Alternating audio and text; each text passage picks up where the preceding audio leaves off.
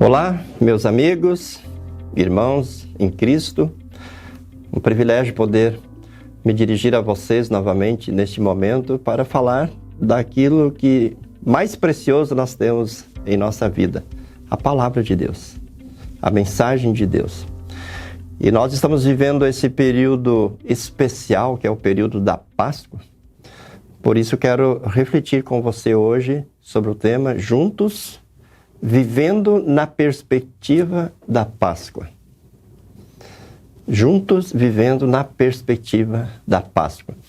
E o texto que nós vamos usar como fundamento para a nossa reflexão é o Salmo número 16, que foi o salmo lido no domingo da Páscoa, dentro da série trienal. E quase todos os anos, no domingo da Páscoa, nós ouvimos a leitura do Salmo 16, que é um salmo de Davi.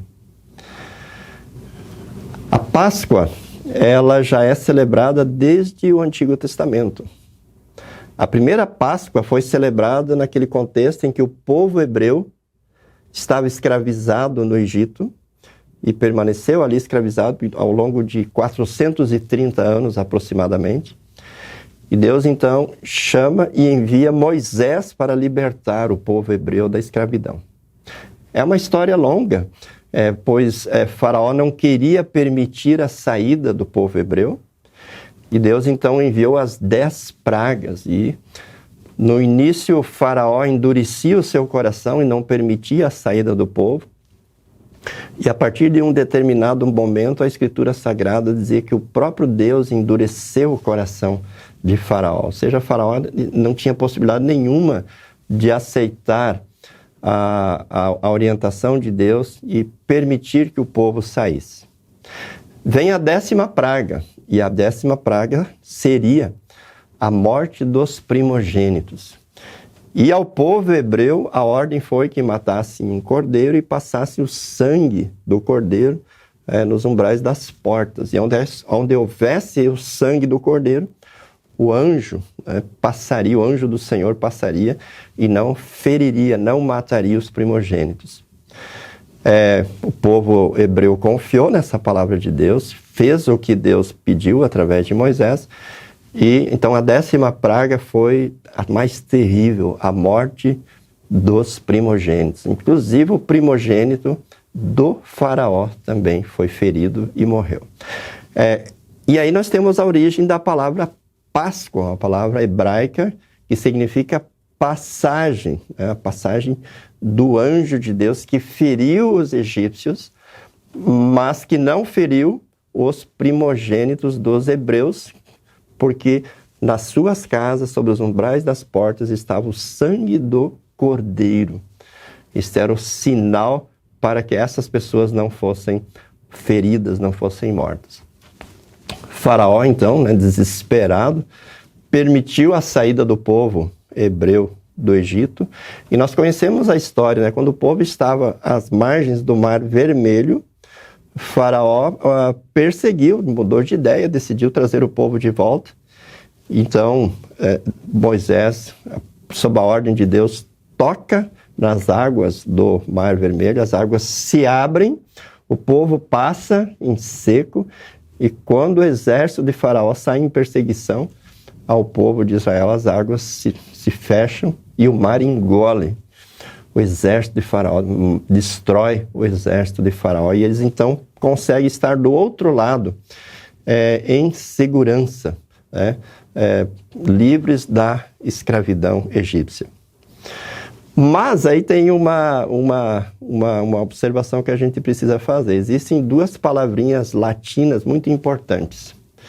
Uma é in re, que significa já, e a outra inspe, que significa ainda não. Na teologia, essas 2 palavrinhas são muito importantes. O povo hebreu já estava do outro lado do Mar Vermelho, já estava livre da opressão egípcia, mas ele ainda não estava na Terra Prometida. Havia um deserto a ser percorrido. Havia um percurso a ser para chegar na Terra Prometida. Essa essa caminhada do povo, porque era uma multidão em torno de 600 mil homens, então talvez fossem 2 milhões, 2 milhões e meio, 3 milhões de pessoas com seus pertences, com seus animais, enfim. Vocês imaginam a dificuldade de liderar e de conduzir essa caminhada do povo. Mas mesmo assim, essa era uma caminhada de alguns meses. Uma caminhada, talvez, assim, sendo otimista, de 3 a 4 meses, sendo pessimista, de 5 a 6, ou 7 ou 8 meses para chegar na Terra Prometida. Mas sabemos dos episódios, né?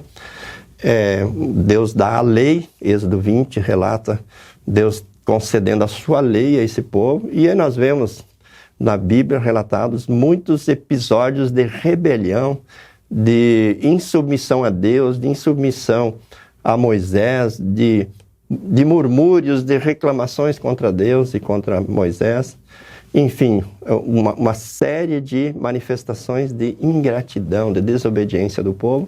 E por conta disso, Deus decidiu que daquela geração ninguém entraria na Terra Prometida. Nem Moisés entrou, né?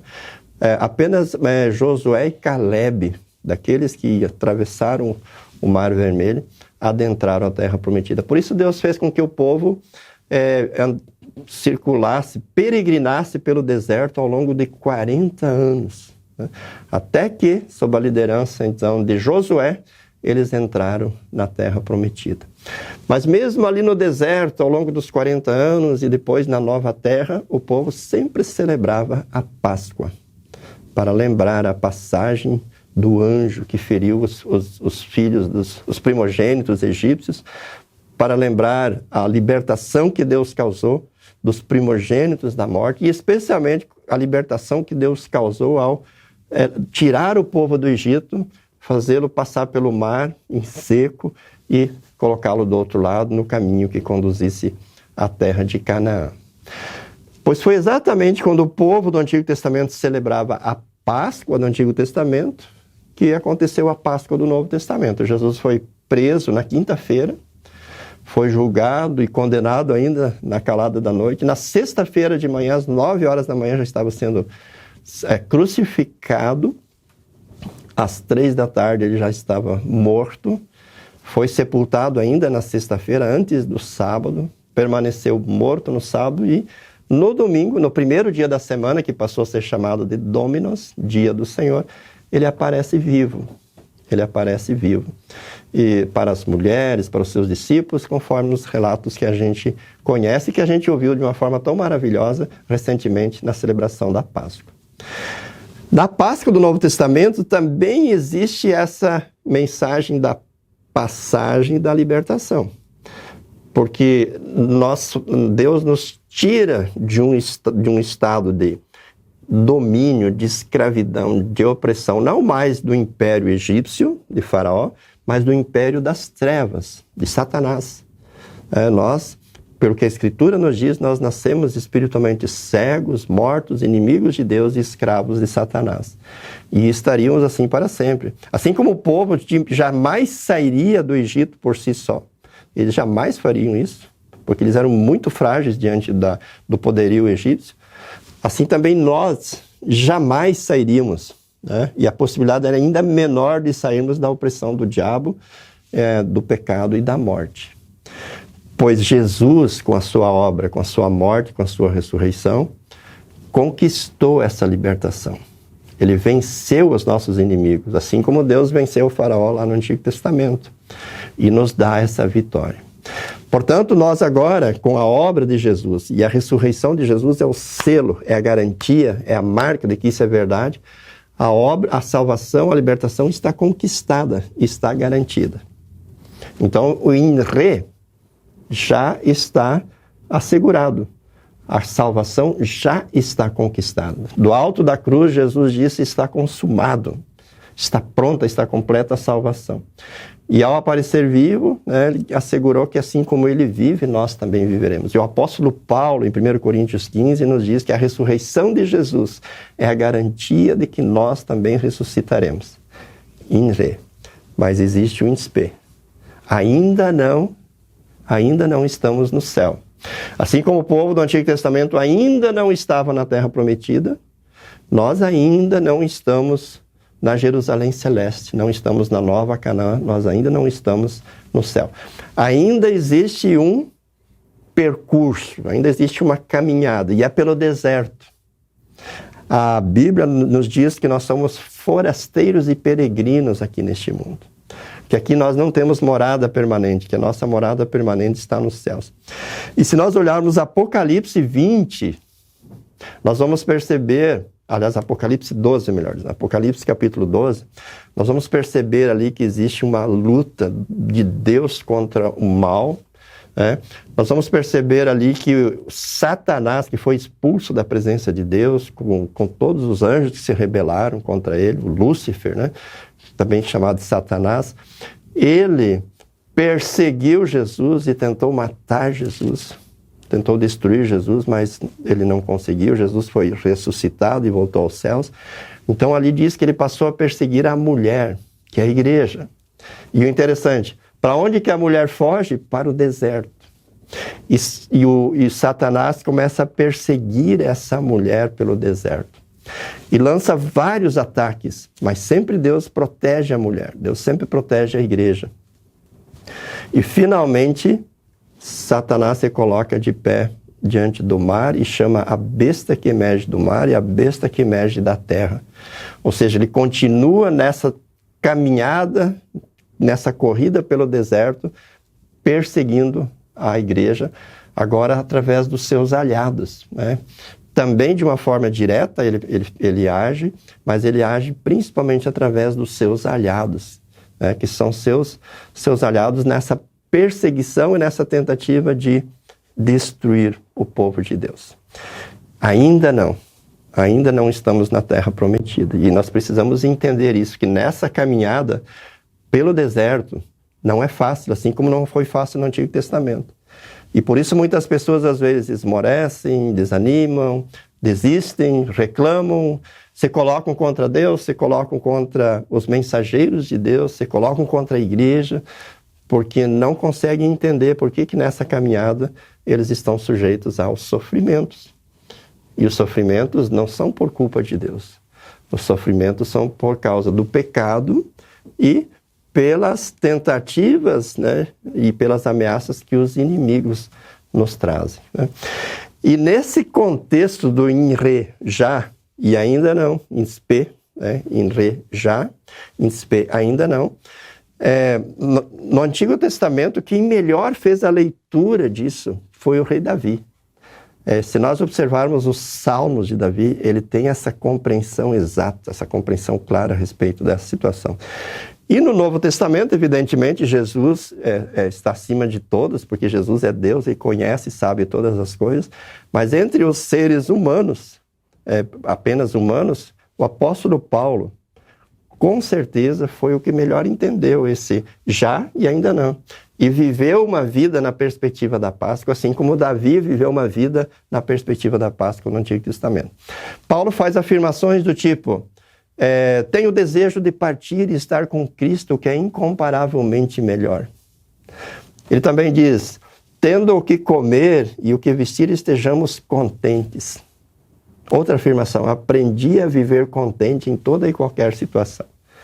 Ou seja, ele tinha certeza de que já tinha salvação, mas ele sabia que a concretização de receber a vida plena estava lá na frente, e que ele agora, de forma temporária, provisória, trilhava o deserto.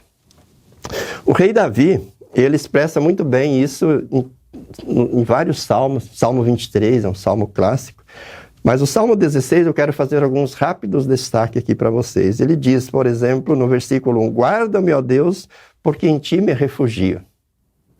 Ora, Davi foi um rei que teve um exército, talvez de 40 mil homens, 60 mil homens. Talvez no ápice da sua fama, ele chegou a ter exército de 80, 100 mil homens. Ele derrotou os filisteus, derrotou muitos povos. Tinha os melhores homens treinados para a guerra, os melhores equipamentos, os melhores armamentos da sua época, as melhores estratégias de guerra. Ele provou isso nas batalhas que ele enfrentou. Mas onde estava a sua confiança? Confiança em Deus. Guarda-me, ó Deus, porque em ti me refugio. Então, quem sabe que ele já tem a salvação, mas ainda não está na terra prometida, ele sabe que nessa caminhada pelo deserto, o seu amparo, o seu refúgio, a sua segurança estão em Deus, no Deus que o libertou e no Deus que o está conduzindo para a vida eterna. No versículo 2, Davi diz assim: digo ao meu Senhor, tu és o meu Senhor, outro bem não possuo, senão a ti somente. Estamos aí no tempo de fazer a nossa declaração de renda. Você já imaginou se Davi estivesse aqui fazendo a sua declaração de renda? Ele tinha palácios, ele tinha terras, ele tinha ouro, ele tinha prata, ele tinha marfim, ele tinha todas as riquezas que se possa imaginar naquela época. Davi, talvez junto com Abraão e com com Jó, foram os homens mais ricos do mundo do Antigo Testamento, ou dos personagens bíblicos do Antigo Testamento. Mas o que Davi diz aqui? Tu és o meu Senhor, outro bem não possuo, senão a ti somente. Você percebe que a riqueza daquele que compreende o já e o ainda não, aquele que já tem a salvação, mas ainda não a tem plenamente, porque não chegou no céu, ele compreende que todas as coisas aqui neste mundo são bênçãos de Deus, são dádivas de Deus, para serem administrados para a glória de Deus. Mas o seu tesouro, o seu patrimônio é Deus. Por isso que Davi diz, outro bem não possuo, senão a ti somente.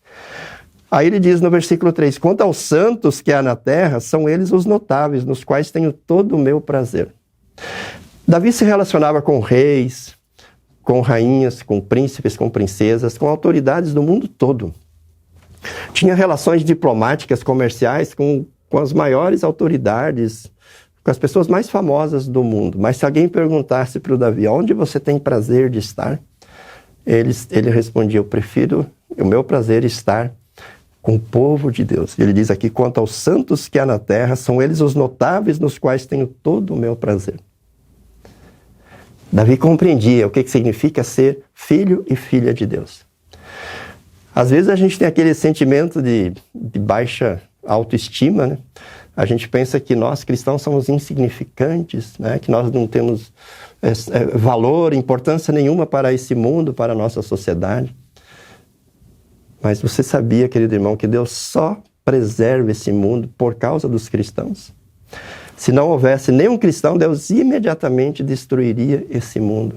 Assim como destruiu Sodoma e Gomorra. Se houvesse 10 cristãos lá, 10 filhos e filhas de Deus, ele preservaria as cidades por amor a elas. Mas não havia, e Deus as destruiu. Assim Deus age com o mundo, e Davi tinha essa compreensão. Nós que já estamos libertos e ainda não estamos na salvação, estamos aqui em missão. Numa missão que não é nossa, na missão de Deus.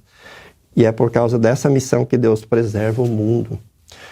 E nós somos os notáveis, os importantes, os filhos e as filhas de Deus. Não importantes porque nós, por nós mesmos, somos superiores aos demais. Mas pelo que Deus já fez em nós. E pelo que Deus quer fazer por meio de nós no mundo. Davi diz no versículo 4, muitas serão as penas dos que trocam o Senhor por outros deuses. Não oferecerei as suas libações de sangue, e os meus lábios não pronunciarão o seu nome. Davi diz, olha, quem não recebeu ainda a libertação pela ação de Deus e serve outros deuses, coitados. Não quero nem participar dos sacrifícios deles, não quero nem estar junto com eles, não quero nem pronunciar o nome deles, porque eles são infelizes, porque eles ainda estão sob o império das trevas, eles ainda estão dominados pelo mal, e eles ainda estão no caminho que leva à morte. No versículo 5 ele diz, o Senhor é a porção da minha herança, e o meu cálice, tu és o arrimo da minha sorte. Então veja, Davi diz assim, Deus é tudo que eu tenho. Quando ele fala a porção da minha herança, é o que eu recebo de melhor. E é tudo que eu preciso. E ele fala que Deus é o arrimo da sorte dele. Deus é que dá sustentação. Deus é que o mantém de pé. Deus é que lhe dá a força, o ânimo, a coragem, tudo que ele precisa nessa caminhada pelo deserto. Veja, o povo lá do Antigo Testamento caiu no deserto, todos pereceram, porque não tiveram o arrimo da proteção de Deus, porque se afastaram de Deus, fizeram um bezerro de ouro para si, olharam para os deuses dos povos vizinhos e pereceram. E Davi então faz diferente, ele foca em Deus, ele fala, o Senhor é a porção da minha herança, é tudo que eu preciso. E é o Senhor que me protege, me dá segurança, me mantém de pé nessa caminhada pelo deserto. Aí no versículo 6 ele diz, caem-me as divisas em lugares amenos, é muito linda a minha herança. Qualquer herança que você receber dos pais ou de qualquer outra pessoa, sempre vai ter defeitos, sempre vai ter falhas, né? Mas Davi diz, aquilo que Deus tem preparado é aquela herança perfeita. E que Pedro vai dizer lá na sua primeira epístola, dizendo que uma herança incorruptível, sem mácula, imarcessível e reservada nos céus para nós que cremos em Jesus. Ou seja, é uma herança que não está sujeita à corrupção, que não está sujeita não sofre a ação do tempo. Resumindo, é uma vida eterna.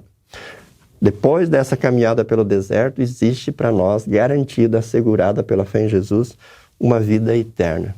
E nela que nós nos focamos, é nela que nós olhamos, e de cabeça erguida, trilhamos o deserto, superamos as dificuldades, confiando de que lá nós teremos a vida plena na companhia de Deus. Aí no versículo 7 ele diz, bendigo o Senhor que me aconselha, pois até durante a noite o meu coração me ensina. Deus está com a gente. E Ele nos aconselha através da sua palavra. E até quando a gente está dormindo, se a palavra de Deus estiver na nossa mente, o Espírito Santo habitando em nós, até enquanto dormimos, diz, o meu coração me ensina. Deus está nos edificando, nos cuidando e nos fortalecendo na fé. O versículo 8 ele diz, o Senhor tenho sempre a minha presença, estando Ele à minha direita, não serei abalado. Direita, destra, na linguagem bíblica, se refere a Deus Filho.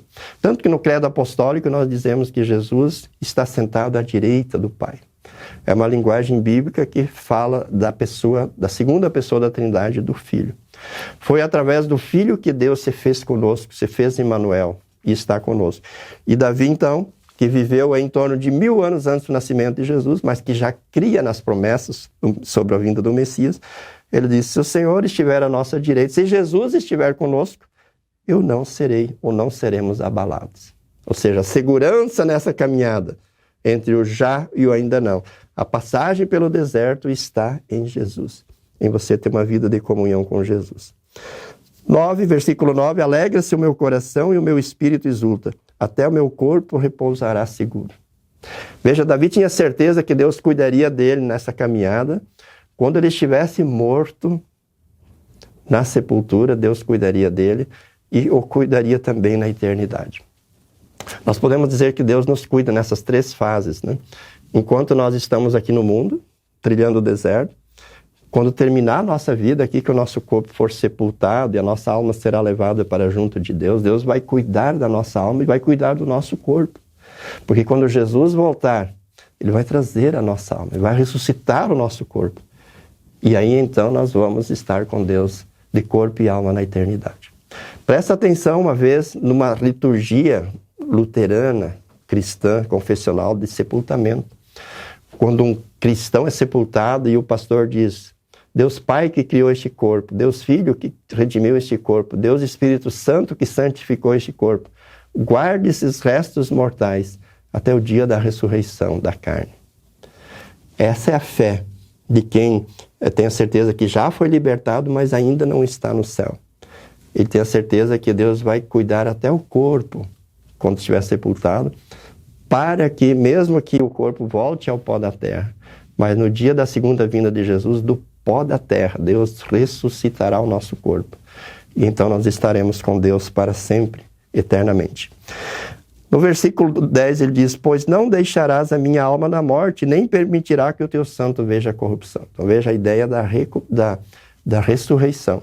Evidente que aqui também tem uma referência a Jesus, mas Davi falava dele também, de que ele também um dia seria ressuscitado. E aí o final grandioso, tu me farás ver os caminhos da vida, na tua presença a plenitude de alegria, na tua destra delícias perpetuamente. Então Davi agora já olhando para A vida plena e perfeita.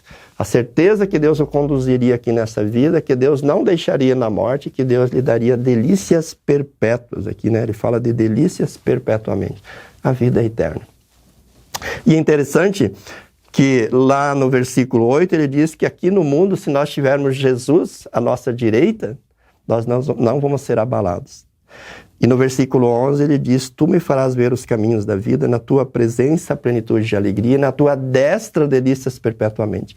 Ou seja, lá nos céus nós vamos estar à destra de Deus. Porque não vai mais haver a necessidade de Jesus nos proteger como um pastor, de nos guardar. Porque nós vamos estar livres de todos os males, de todos os perigos, de todas as ameaças. E vamos estar juntos de Deus, desfrutando da vida plena e perfeita que Deus tem e que Ele compartilha conosco. Lá nós vamos estar à destra de Deus, junto com todos os salvos. Perceberam, irmãos, como é maravilhosa essa mensagem da Páscoa, que mostra que em Re nós já fomos libertados, em Spe ainda não estamos. Estamos ainda trilhando um caminho, estamos no deserto. Mas temos a certeza que, passado o deserto, passada essa trajetória da nossa vida, desfrutaremos na destra de Deus, à destra de Deus, junto com todos os salvos, delícias perpetuamente. Usufruiremos de delícias perpetuamente, de uma vida plena e perfeita. Que eu e você, queridos irmãos, possamos viver a nossa vida assim, como viveu Davi, como viveu Paulo, uma vida na perspectiva da Páscoa. Não é uma vida de ilusão, pensando, olha, tudo está resolvido, tudo será fácil, tudo será tranquilo aqui neste mundo. Não. É uma vida de uma consciência de que já fomos libertados, mas ainda não estamos no céu. Estamos trilhando um caminho por um deserto difícil, com provações, com tentações, com adversidades, com muralhas, com obstáculos, com muitas coisas difíceis. Inclusive com a doença e com a morte. Nossa, e de pessoas queridas. Mas nem a morte será o fim. Deus vai guardar o nosso corpo, Deus vai cuidar da nossa alma, Deus vai nos ressuscitar e Deus vai nos ter com Ele. E com todos os salvos, para todo sempre, de corpo e alma, na eternidade. Desfrutando deste banquete que Jesus foi preparar para todos os salvos. Dessa vida plena e perfeita que durará para sempre, que será eterna. Deus abençoe que você tenha essa compreensão, que você tenha essa visão, que você possa viver nesta perspectiva da Páscoa. Amém. Forte abraço e até o nosso próximo programa. Deus cuide de todos vocês. Tchau, tchau.